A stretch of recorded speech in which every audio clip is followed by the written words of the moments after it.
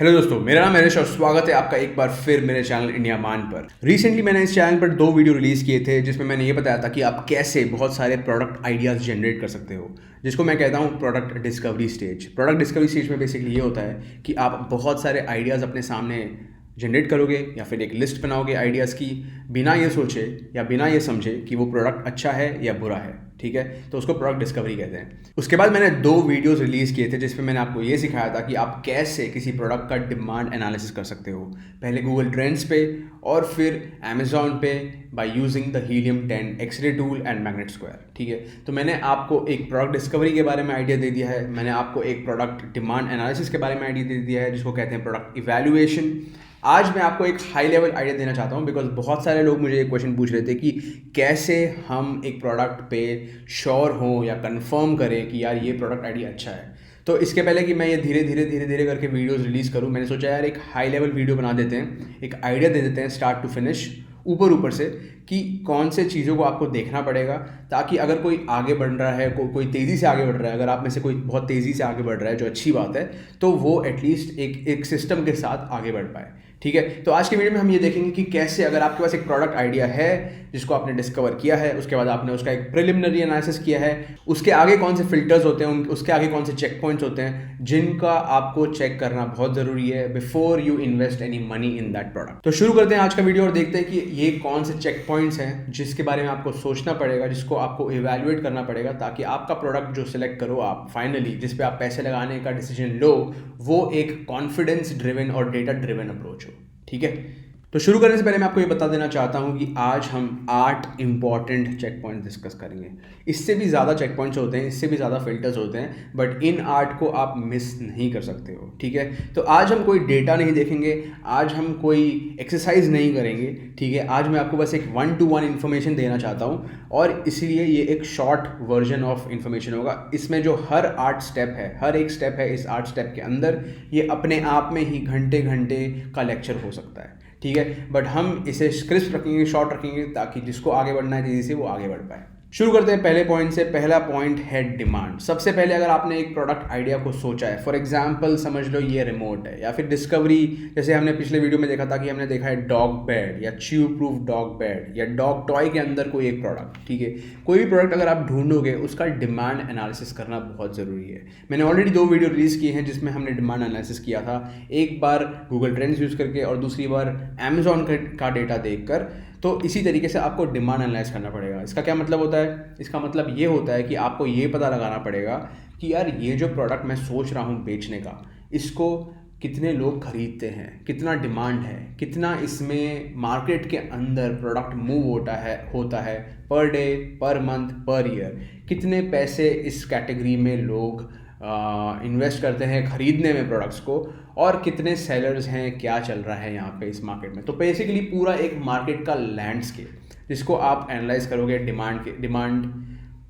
तो बेसिकली एक पूरा मार्केट का लैंडस्केप, एक snapshot of what is happening in the market. अब डिमांड ऑब्वियसली हिस्टोरिकल कुछ और हो सकता है और फ्यूचर में कुछ और हो सकता है। यहीं पे आपको ट्रेंड एनालिसिस करना बहुत ज़रूरी है। ट्रेंड एनालिसिस का मतलब क्या है कि अगर हिस्टोरिकली डिमांड किसी एक एक्स लेवल पे है और अभी अगर वो वाई पे है, आपको ये देखना है यार ये वाई ऊपर है या नीचे है एक्स के। अगर ये ऊपर जा रहा है तो ठीक है, अगर ये सीधा भी है सामने, मतलब स्ट्रेट लाइन बन रही है तो भी ठीक है, बट अगर मार्केट का डिमांड नीचे गिर रहा है तो उस प्रोडक्ट को लॉन्च करने का कोई बेनिफिट नहीं है। इसलिए ट्रेंड एनालिसिस भी एक डिमांड का पार्ट होता है। ठीक है, तो डिमांड एनालिसिस करना बहुत ज़रूरी है। ये है सबसे पहला step in understanding whether your product idea is good और नॉट। अगर डिमांड नहीं होगी, अगर डिमांड ही गलत है या बेकार है, तो आगे के 7 जो स्टेप्स हैं उनको एनालाइज करने का कोई ज़रूरत नहीं है।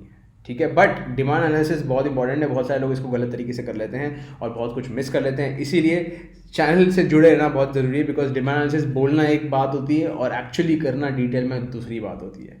सेकंड पॉइंट के बारे में डिस्कस करते हैं। सेकंड पॉइंट है अपना सोर्सिंग। सोर्सिंग का मतलब ये है कि कैसे आप इस प्रोडक्ट को कहीं से प्रोक्योर करोगे। ठीक है, इसको सोर्सिंग कहते हैं। अब हो सकता है कि आपने कोई ऐसा प्रोडक्ट सेलेक्ट किया हो जिसका इंडिया में सोर्सिंग का ऑप्शन नहीं है, और ये कोई बड़ी बात नहीं है। फॉर एग्जाम्पल, अगर आपने कोई एक इलेक्ट्रॉनिक प्रोडक्ट चूज़ किया, समझ लो ब्लूटूथ हेडसेट।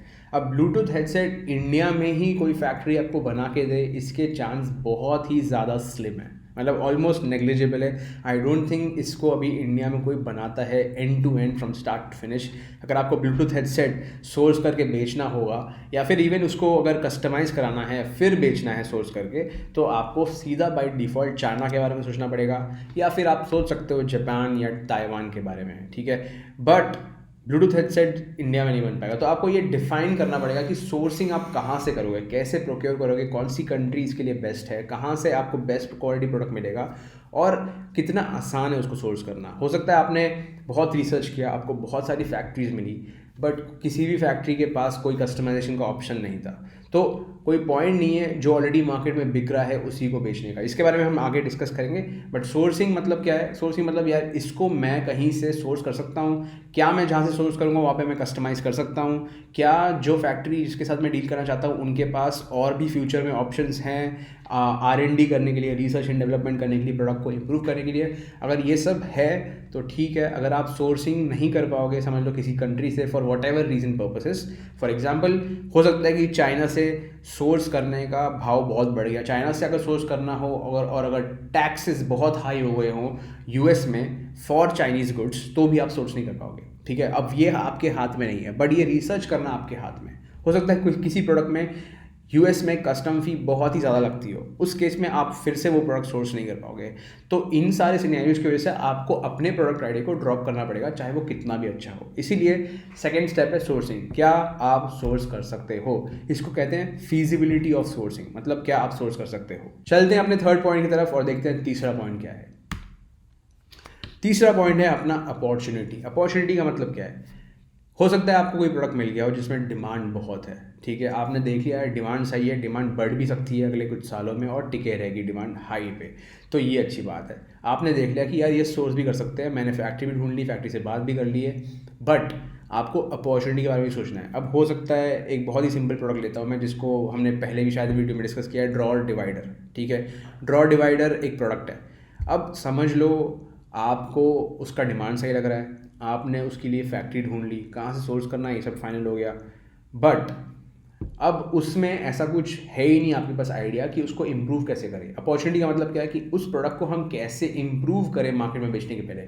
अगर वही प्रोडक्ट आप उठा के मार्केट में बेचोगे जो 100 अदर सेलर्स बेच रहे हैं, तो आपका कोई फ़ायदा नहीं होगा, बिकॉज आपके पास कोई प्लस पॉइंट ही नहीं होगा कि मेरे से कोई खरीदे। समझ लो कस्टमर अमेजोन पे जाता है, लिखता है ड्रॉअर डिवाइडर, आपकी लिस्टिंग आ गई, नई, 0 रिव्यूज़ है, एकदम नई लिस्टिंग है, प्राइस आपने ठीक ठाक डाली है, कोई ज़्यादा नहीं डाली है, और बाजू में 99 लिस्टिंग्स हैं जिसमें रिव्यूज़ हैं, जिसमें प्राइस भी सही है और फीडबैक भी है लोगों के, तो आपका प्रोडक्ट कोई क्यों खरीदेगा? ये सवाल का जवाब देना बहुत ज़रूरी है। इसको कहते हैं वाई, WHY। ये आपको पता होना चाहिए कि why will a customer buy your product, so what is the opportunity for you to improve on for that product. अगर वो ड्रॉ डिवाइडर है तो क्या मैं उसको किसी और तरीके से बना सकता हूँ, कोई और उसमें कुछ इनोवेट कर सकता हूँ, डिज़ाइन इंप्रूव कर सकता हूँ, या कुछ, या फिर उसका मटेरियल बदल सकता हूँ, या फिर उसका डिज़ाइन बदल सकता हूँ, या फिर उसको मॉड्यूलर बना सकता हूँ। कुछ भी ऐसा हो सकता है कि आप कुछ सोचो जो कस्टमर्स को चाहिए हो। वो कैसे पता चलेगा, उसको कैसे करना है मैं आपको आगे बताऊंगा, पर मैं आपको अभी हिंट दे देता हूँ, बिकॉज आप यहाँ तक वीडियो देख रहे हो तो मैं आपको हिंट देने वाला हूँ। हिंट ये है कि आपको मेहनत करनी पड़ेगी, और मेहनत करना क्या है, बेसिकली आपको अमेजोन पे जाना है, अपने मार्केट को रिसर्च करना है, और जितने भी प्रोडक्ट्स फर्स्ट पेज पे आते हैं उन सब के आपको रिव्यूज़ खोलने हैं, चाहे वो 10,000 रिव्यूज़ हो मिलाकर या 15,000 रिव्यूज़ हो, सारों के रिव्यूज़ खोलने हैं, और स्पेशली 1, 2 और 3 स्टार वाले रिव्यूज़ आपको पढ़ना है, घंटे, दिन, हफ्ते लगा के, ठीक है। उससे क्या होगा, आपको पता चलेगा कि यार क्या प्रॉब्लम है जो मैं सॉल्व कर सकता हूँ। हो सकता है मेरे पास एक ऐसा आइडिया आ जाए जो लोग मांग रहे हों पर कोई दे नहीं रहा है, तो आप फैक्ट्री को बोलोगे यार ये कुछ करना है, ऐसा कुछ बदलना है इस प्रोडक्ट के अंदर, क्या हो पाएगा? अगर फैक्ट्री ने बोला ओके, आप उस प्रोडक्ट को इम्प्रूव करो, मार्केट में लॉन्च करो, आपका प्रोडक्ट हो जाएगा हिट, बिकॉज आपने की मेहनत जो 99 लोग नहीं कर रहे थे, ठीक है। तो ये है अपॉर्चुनिटी डिस्कवरी का एक तरीका। तो अपना फोर्थ पॉइंट है मार्केटेबिलिटी। मार्केटेबिलिटी का मतलब क्या है? इसका मतलब यही है जो एग्जैक्टली ये वर्ड आपको समझाने की कोशिश कर रहा है, जो ये है कि क्या आपका प्रोडक्ट मार्केटेबल है, ठीक है। अब मैं बहुत ही हो सकता है वियर्ड एग्जांपल दूं, बिकॉज ये वियर्ड एग्जांपल से समझाना बहुत आसान है। फॉर एग्जांपल, अगर आप एक पहले बेसिक वियर्ड एग्जांपल देता हूँ। अगर आप एक बाथरूम का कॉर्नर जो होता है जिसमें लोग सामान रखते हैं, अगर आप एक बाथरूम कॉर्नर बेचने की कोशिश करोगे। हो सकता है उसमें डिमांड अच्छी हो, उसमें आपने सोच लिया है ये कस्टमाइज़ हो सकता है, आपने एक फैक्ट्री ढूंढ ली जो आपको कस्टमाइज़ करके दे सकता है। देख रहे हो आप कैसे स्टेप्स में काम हो रहा है, ठीक है। तो ये सब हो गया। अब आपको डिसाइड करना है कि मैं ये प्रोडक्ट बेचूँ कि नहीं। इसमें आपको दिख रहा है कि यार ये हो पाएगा, आगे भी कुछ स्टेप्स हैं जो आपको वेरीफाई करने पड़ेंगे, बट यहाँ तक सब सही है। तो अगर आप सोचोगे एक बाथरूम कॉर्नर को बेचना अमेज़ॉन पे हो सकता है फिर भी आसान हो, बिकॉज एसईओ वाला गेम है। बट मैं ये भी सोच के चलता हूँ कि क्या ये अमेज़ॉन के बाहर बिक सकता है, क्या मैं इस पर एड्स रन कर सकता हूँ, क्या मैं इसको फेसबुक एड से या टिकटॉक वाले इन्फ्लुएंसर से इन्फ्लुएंसर मार्केटिंग करके क्या मैं बेच पाऊँगा। तो अगर आप सोचोगे, अगर आपने बाथरूम कॉर्नर लॉन्च करने का सोचा, या फिर समझ लो आपने कोई ऐसा स्प्रे लॉन्च करने का सोचा है, समझ लो जिसको यूज़ करके मॉस्किटोज़ को भगा सकते हैं, जो अलाउड नहीं है by the way. If you are not a US citizen you can not launch a pesticide, right. But for example अगर आपने ये किया तो इसको फेसबुक ऐड से बेचना या फिर इन्फ्लुएंसर मार्केटिंग से बेचना एक बाथरूम कॉर्नर को for example will be almost impossible, because it's not an interesting product for social media, right. आप इस पर सोशल मीडिया पे ऐड चला के इसको कभी नहीं बेच पाओगे। आप एक इन्फ्लुएंसर को नहीं बोल पाओगे कि यार ये बाथरूम कॉर्नर हम बेचते हैं, हम इसके ब्रांड है कि please market. It will not be possible because you have to find an other ways to do this. It primarily will have to be a Amazon only game. Now I personally do not like products like that. I like to launch things जो मैं market कर पाऊँ Amazon के बाहर भी, मैं लोगों को इन्फ्लुएंसर्स को भेज पाऊँ, मैं वीडियोस बनवा पाऊँ, मैं कुछ ये सब एक्टिविटीज़ कर पाऊँ मार्केटिंग की। तो कुछ प्रोडक्ट्स ऐसे हैं जो आपको मार्केट करना मुश्किल हो जाएगा, including the other example that I want to give you, because a lot of people find a lot of opportunity in the segment, but at the end of it वो segment में कुछ करना बहुत ही मुश्किल है, जो है एक अडल्ट प्रोडक्ट्स का सेगमेंट, ठीक है। आई होप मुझे इसको डिफाइन नहीं करना पड़ेगा। अडल्ट प्रोडक्ट्स का एक सेगमेंट है, ऑब्वियसली आपको पता है कि अडल्ट प्रोडक्ट्स मिलते हैं मार्केट में, बट अगर आप वो बेचने की कोशिश करोगे इवन ऑन अमेज़ॉन, ठीक है, अमेज़ॉन पे आपको दिखेगा कि यार बहुत बिक रहा है ये जो भी अडल्ट प्रोडक्ट्स होते हैं। मैं नाम नहीं लेना चाहता हूँ अभी, बिकॉज ये फिर थोड़ा सा इरिटेड वीडियो बन जाएगा, बट जो भी वो प्रोडक्ट्स होते हैं आप वो बेच सकते हो मार्केट में।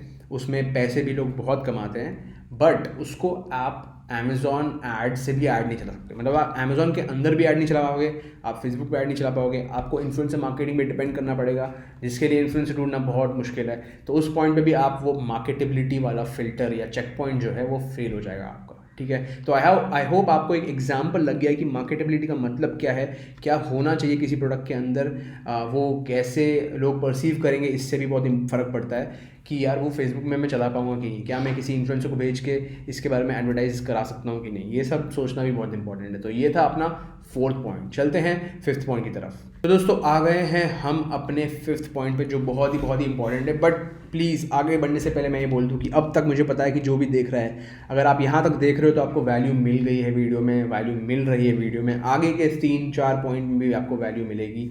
तो प्लीज़ अभी 1 सेकेंड को और नीचे का थम्स अप दबा दो। और अगर आप यहाँ नए हो और पहली बार आ गए हो गलती से, बहुत सारा वैल्यूएबल कंटेंट मैंने पोस्ट किया है, आप खुद ही देख कर जान सकते हो। तो प्लीज़ सब्सक्राइब कर दो चैनल को, नोटिफिकेशन बेल ऑन करो और बाकी वीडियोस को ब्राउज करो after you are done with this video.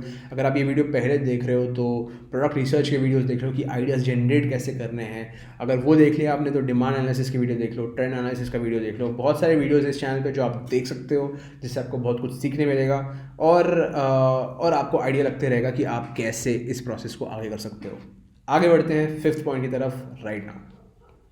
और दोस्तों, तो 5th पॉइंट है अपना ROI एंड प्रॉफिटेबिलिटी। ये एक्सट्रीमली इंपॉर्टेंट है। इसको मैं बिना एक एक्सेल शीट के या बिना डेटा दिखाए समझाना थोड़ा मुश्किल है, बट क्योंकि आज अपना थियरी क्लास है समझ लो, तो मैं आपको आज सिर्फ थियरी बताने वाला हूँ। मैं बस आपको ये बताऊँगा कि कोई भी आप प्रोडक्ट खरीदते हो, समझ लो आपने वही खरीद लिया, क्या कहते हैं उसे, ड्रॉ डिवाइडर। आपने समझ लो ड्रॉ डिवाइडर खरीद लिया, आपको वो मिल रहा है मार्केट में, मतलब सोर्सिंग में $2 में, शिपिंग मिला के आपको लग रहा है $4 में आपका प्रोडक्ट अमेज़ॉन में लैंड कर जा रहा है। मतलब आपका खर्चा खत्म हो गया, पर प्रोडक्ट आपका कॉस्ट आया $4। अब इसके बाद आपको देखना है कि अमेज़ॉन का FBA फ़ी क्या होता है, उसका रेफरल फ़ी क्या होता है। Referral fee will always be 15%।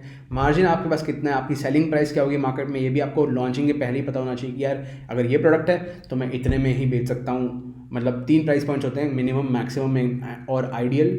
तो आपको पता होना चाहिए कि आपका मिनिमम प्राइस क्या हो सकता है, आपका आइडियल प्राइस क्या होना चाहिए, आपका मैक्सिमम प्राइस क्या हो सकता है, ठीक है। तो आपको आइडिया लगेगा कि तीनों केस में आपके पास कितना मार्जिन, मतलब कितने डॉलर मार्जिन है और कितना ROI है। ROI का मतलब क्या है कि अगर आपने $10 लगाए हैं किसी भी चीज़ पे, मतलब $4 का प्रोडक्ट खरीदा है, और अगर हर प्रोडक्ट में आप $4 कमा रहे हो ऊपर से, ठीक है, तो उसको क्या बोलेंगे, 100% ROI, right, 100% ROI। So 100% ROI is a good scenario to have. Anything above 100 is also good, right? So ये आपको सारा चीज़ आइडिया रहना चाहिए पहले से कि यार इसमें मैथ्स क्या है, क्या मेरी इसमें कमाई होगी। क्योंकि क्या है कि हो सकता है आपको एक प्रोडक्ट मिल गया जिसका मार्केट सही हो, डिमांड सही हो, बहुत सही होगा डिमांड, ठीक है, और उसका सोर्सिंग करने का कोई प्रॉब्लम नहीं हो, उसको मार्केटेबिलिटी का कोई प्रॉब्लम नहीं है, ठीक है, उसमें अपॉर्चुनिटी का कोई प्रॉब्लम नहीं है, बट हो सकता है कि उसमें मार्जिन एकदम स्लिम हो सकता है उसमें बस आप हर प्रोडक्ट पे $1 कमा पाओ, ठीक है, और वो आपका ROI मतलब 10-20% ROI होगा, और मार्जिन तो ऑलमोस्ट बहुत ही नेग्लिजिबल है, ठीक है। अगर ये वाला सिनेरियो आता है, जिसके बारे में हम डिस्कस करेंगे चैनल पे, मैं आपको मैथ के साथ दिखाऊंगा, एक टेबल के साथ दिखाऊंगा, आपको बताऊंगा कि कैसे कैलकुलेट करते हैं ROI।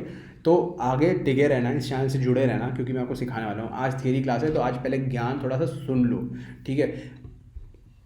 तो अगर आपका ROI बहुत कम होगा तो उस प्रोडक्ट के ऊपर अपना टाइम लगाकर, अपने एफर्ट लगाकर, इतना सब मेहनत करके, अपना इन्वेस्टमेंट लगा के उसको लॉन्च करने में कोई बेनिफिट नहीं होगा ज़्यादा आपका, राइट। तो ये वाली प्रॉब्लम आप फेस कर सकते हो।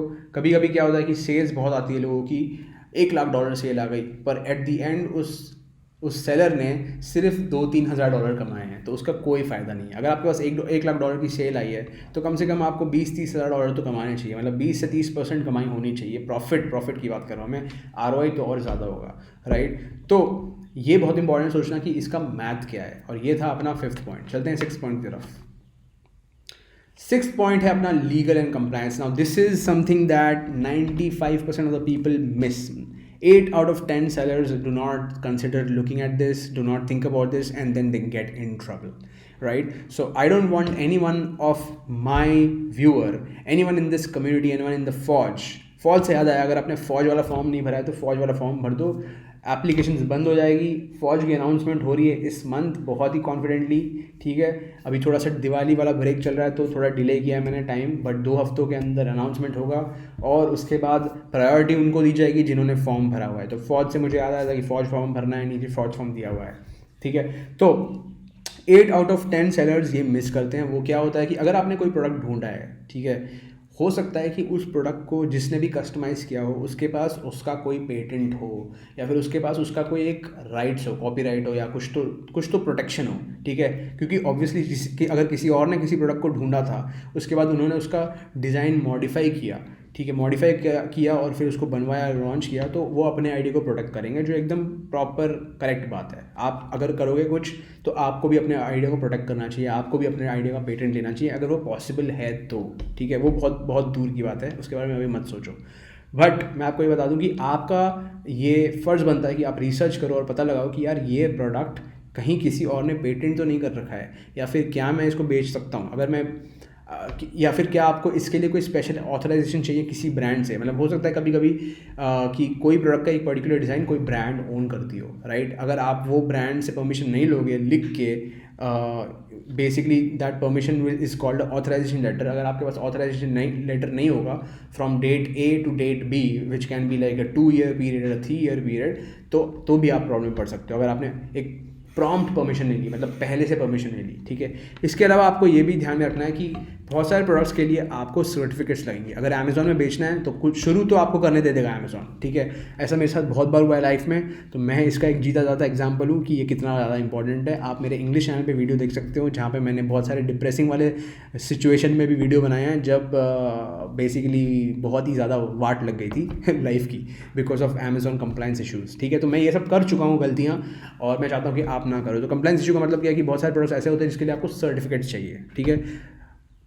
इलेक्ट्रॉनिक प्रोडक्ट्स के लिए समझ लो आपको FCC सर्टिफिकेट चाहिए होता है, अगर उसमें कुछ वायरिंग है या फिर वो प्लग सॉकेट से लगता है, ROHS सर्टिफिकेट चाहिए होता है। अब कौन सा सर्टिफिकेट क्या करता है ये अभी मैं बता नहीं सकता, इसके बारे में गूगल ही बेस्ट बताता है और थोड़ा सा रिसर्च करना पड़ेगा। कैसे रिसर्च करना है मैं आपको ये बता सकता हूँ, ठीक है। तो बहुत सारे प्रोडक्ट्स के लिए सर्टिफिकेशन चाहिए होती है और कुछ प्रोडक्ट्स के ऊपर हो सकता है पेटेंट हो या राइट्स हो, किसी ने उसको प्रोडक्ट करके रखा हो, तो उस केस में आपको बहुत ही केयरफुली रिसर्च करना ज़रूरी है। कभी कभी अगर आपसे रिसर्च नहीं होगा तो आप ये आउटसोर्स कर सकते हो रिसर्च, किसी को पैसे दे के आप रिसर्च करा सकते हो ताकि आपका काम परफेक्ट हो और आप आगे चल के अपने इन्वेस्टमेंट को रिस्क में ना डालो। बिकॉज हो सकता है आपको इसमें खर्चा लगे 10,000 15,000 रुपये, बट अगर आप 5 6 7 लाख रुपए इन्वेस्ट कर रहे हो कहीं, तो आपको 10-15 हज़ार रुपये से फ़र्क नहीं पड़ना चाहिए। बिकॉज आपका एक कॉन्फिडेंस ज़्यादा बिल्ड हो जाएगा, आपको कभी आपको पता रहेगा कि कोई प्रॉब्लम आने नहीं वाली है, और कोई प्रॉब्लम आएगी तो मेरे पास सारे सॉल्यूशंस रेडी हैं, राइट। तो ये था अपना 6 पॉइंट। चलते हैं 7 पॉइंट की तरफ और बढ़ते हैं आगे। 7 पॉइंट अपना जो आखिरी पॉइंट है ये है बहुत ही ज़्यादा इम्पॉर्टेंट, ये है ब्रांड एबिलिटी। इसको मैं लिखना चाहता था ब्रांड एबिलिटी, बेसिकली मैंने इसको 2 वर्ड में ब्रेक कर दिया है। ब्रांड एबिलिटी का मतलब क्या है कि समझ लो आपने एक प्रोडक्ट ढूंढ लिया, उसको सारे चेक पॉइंट से वेरीफाई कर लिया, सब कुछ पास हो रहा है और आप देख रहे हो ये सब सीक्वेंस में हुआ है, ठीक है। तो ये सीक्वेंस भी बहुत इंपॉर्टेंट है, ठीक है। तो सब कुछ हो गया, ब्रांड वेरीफाई हो गया, आपने सारे स्टेप्स पहले के 6 स्टेप्स वेरीफाई कर लिए, सब कुछ सही है। आपको बस ये भी सोचना पड़ेगा, और ये एकदम रिक्वायर्ड नहीं है, ये ऑप्शनल है, बट ये इंपॉर्टेंट है, मेरे लिए इंपॉर्टेंट है, ठीक है। तो ये ऑप्शनल ये है कि आपको ये सोचना पड़ेगा कि क्या इस प्रोडक्ट के साथ मैं एक ब्रांड बना पाऊँगा, क्या इस प्रोडक्ट के साथ मैं एक कैटलॉग बना पाऊँगा। मतलब मैंने प्रोडक्ट लॉन्च कर दिया एक, उसके बाद मैं क्या इसका एक कुछ और टाइप का वर्जन लॉन्च कर सकता हूँ। फॉर एग्जांपल समझ लो एक कॉफ़ी का ब्रांड है, आज ही मैंने एक कॉफ़ी मंगाई है एक ब्रांड से, इसका नाम है स्लीपी आउल, इंडिया की कंपनी है। तो उन्होंने समझ लो ढूंढ लिया कि यार मुझे स्लीपी आउल कॉफ़ी बनानी है, इस पाउच में बना के इसको बेचना है, और ये सारे चेंजेस होंगे, ये सब हम करेंगे, ये लॉन्च करना है हमें। तो वो लॉन्च करने के बाद तो ठीक है, आपने एक ही प्रोडक्ट लॉन्च किया, बिकॉज आपको एक ही प्रोडक्ट लॉन्च करना था, शुरू में उतना ही बजट था आपके पास। बट आपको पता ये होना चाहिए कि यार इसके बाद मैं क्या लॉन्च करूँगा। हो सकता है वो नए फ्लेवर्स हो सकता है वो हॉट और कोल्ड कॉफ़ी का ऑप्शन हो सकता है वो अलग टाइप की कुछ कॉफ़ी के एक्सेसरीज हो, राइट, या फिर कॉफ़ी मेकर हो, या कुछ भी है। बट आपको एक विजन होना चाहिए कि इसके अराउंड हम ब्रांड कैसे बनाएंगे, इसके अराउंड हम कैटलॉग कैसे बनाएंगे, ठीक है। तो ये एक इंपॉर्टेंट पॉइंट है। आई होप आपको इससे आइडिया लग गया है कि क्या होता है ब्रांड एबिलिटी। आई होप ये सारे 6 के 6 पॉइंट्स आपके माइंड में बैठ गए हैं। आई थिंक आज तो सबने नोट्स बनाए होंगे 1 से लेके 6 तक।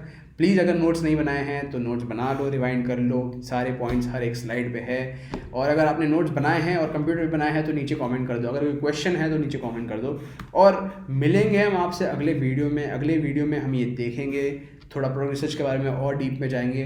और अगर जल्दी है बिज़नेस रजिस्ट्रेशन करने की, जो बिज़नेस रजिस्ट्रेशन का प्लेलिस्ट है आगे जो मुझे रिलीज़ करना है, अगर उसमें से आपको कोई वीडियो चाहिए पहले तो वो भी आप मुझे बता सकते हो। बट फिलहाल मेरा फोकस रहेगा आपको ये सिखाने में कि अमेज़ॉन पे प्रोडक्ट कैसे ढूंढते हैं, मार्केट रिसर्च कैसे करते हैं, यही हमारा प्राइमरी फोकस रहेगा, ठीक है। तो ये था आज का वीडियो हमारा। अब मिलेंगे हम अगले वीडियो में after Diwali. Thank you so much for being an amazing audience. इस वीडियो को लाइक करके जाओ, प्लीज़ लाइक करके जाओ। ये वाला बटन दबाना है, ये ऐसा जो दिखता है ये बटन दबाना है बस, और सब्सक्राइब भी करके जाना। मिलेंगे दिवाली के उस पार अगले वीडियो के साथ। Till then this is Rish signing off from India मान।